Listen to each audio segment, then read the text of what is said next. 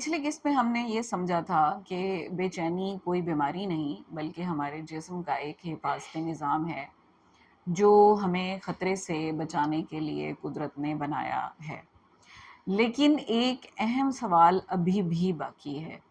اگر بے چینی ایک حفاظتی نظام ہے تو پھر یہ بعض لوگوں میں ضرورت سے زیادہ کیوں کام کرنے لگ جاتا ہے؟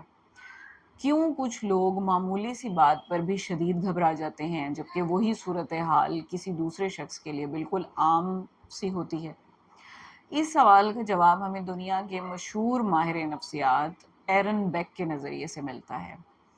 انہوں نے ہمیں بتایا کہ انسان کو براہ راست حالات پریشان نہیں کرتے بلکہ ان حالات کے بارے میں ہمارے ذہن کی جو تشریح جو ہم اس سچویشن میں کرتے ہیں وہ ایکچولی ہماری پریشانی کا باعث بنتی ہے۔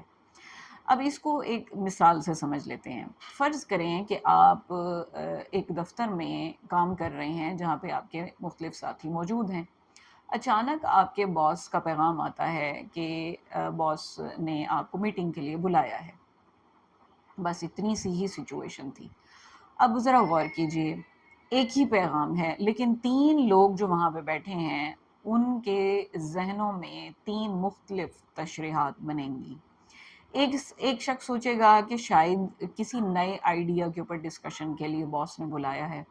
دوسرا سوچے گا کہ شاید مجھ سے کوئی غلطی ہو گئی ہے اس لیے باس نے بلایا ہے۔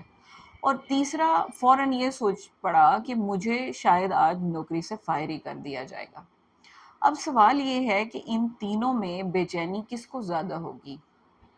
یقیناً تیسرے شخص کو، کیونکہ اس نے ایک غیر یقینی صورتحال کو فوراً سب سے خطرناک ترین انجام سے جوڑ دیا ہے۔ یہی وہ چیز ہے جسے ہم تباہ کن انداز فکر کہتے ہیں، یعنی ذہن بغیر کسی ثبوت کے سب سے بری ممکنہ صورتحال کو سچ مان لیتا ہے، یعنی ورسٹ کیس سینیریو امیجن کر کے بیٹھ جاتا ہے۔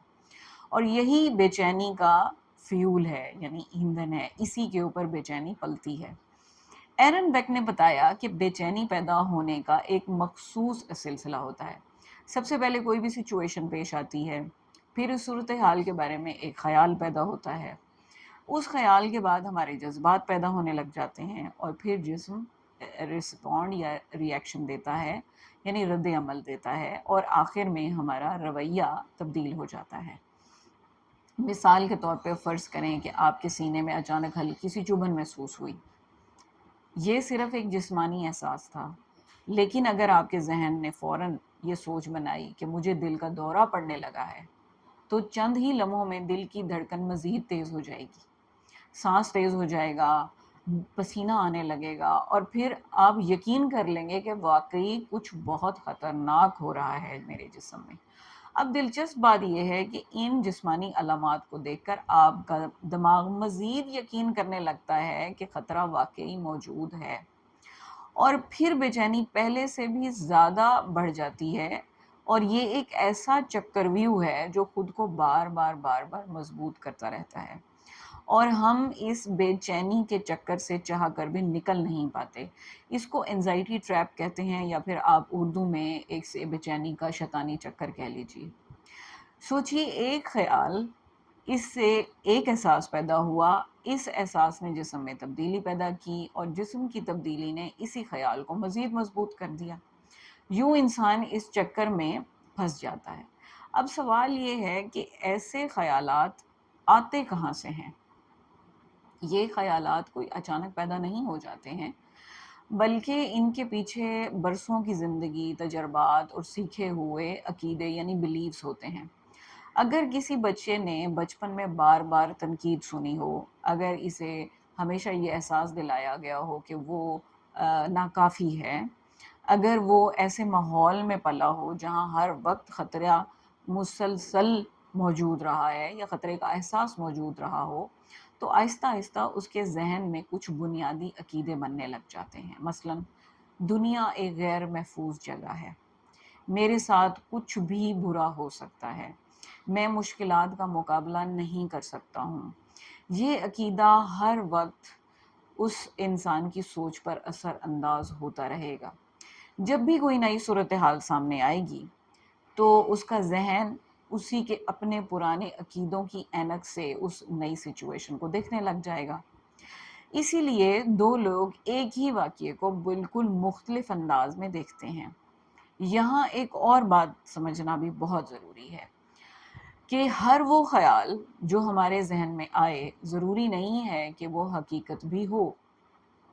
ہمارا دماغ روزانہ ہزاروں خیالات پیدا کرتا ہے، کچھ درست ہوتے ہیں، کچھ غلط ہوتے ہیں، اور کچھ صرف پروبیبلٹی یعنی امکانات پر مبنی ہوتے ہیں۔ لیکن بے چینی کا شکار انسان اکثر ہر خیال کو حقیقت سمجھ لیتا ہے۔ مثلا اگر مجھے چکر آیا ہے تو ضرور کوئی خطرناک بیماری ہوگی۔ اگر اس نے جواب نہیں دیا تو وہ مجھ سے ناراض ہوگا۔ اگر میں ناکام ہو گیا تو میری زندگی ختم ہو جائے گی۔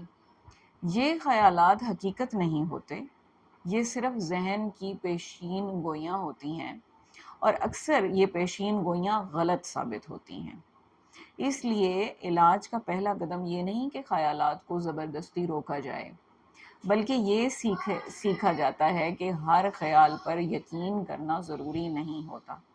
ہم اپنے خیالات کو آبزرو کر سکتے ہیں، ان پر سوال اٹھا سکتے ہیں، ان کی حقیقت جانچنے کی کوشش کرتے ہیں، اور یہی وہ بنیاد ہے جس پر عملی رویے میں ہماری نفسیات کا ایک بہت بڑا طریقہ علاج یعنی CBT کام کرتی ہے۔ آخر میں اس قسط میں میں صرف ایک بات آپ لوگوں کو یاد کروانا چاہتی ہوں، یعنی حالات ہمیشہ ہماری بے چینی پیدا نہیں کرتے ہیں۔ بے چینی حالات سے نہیں بلکہ ہمارے خیالات سے آتی ہے۔ اکثر ہماری بے چینی ان حالات کے بارے میں ہماری تشریح جو ہم اپنے مائنڈ میں بنا لیتے ہیں اس سے پیدا ہوتی ہے، اور جب تشریح بدلنا سیکھ لیتے ہیں تو آہستہ آہستہ احساسات بھی بدلنا شروع ہو جاتے ہیں۔ تو ہمیں فوکس حالات پر نہیں بلکہ حالات سے بننے والی تشریح پر رکھنا ہے۔ اگلی قسط میں ہم بات کریں گے کہ بے چینی کے دوران ہمارے جسم میں آخر ہوتا کیا ہے، دل کیوں تیز دھڑکتا ہے، سانس کیوں بدل جاتی ہے، اور جسم کے یہ تمام علامات حقیقت میں کسی مقصد کے لیے پیدا ہوتی بھی ہیں یا نہیں۔ تب تک اپنا خیال رکھیے گا۔ اللہ حافظ۔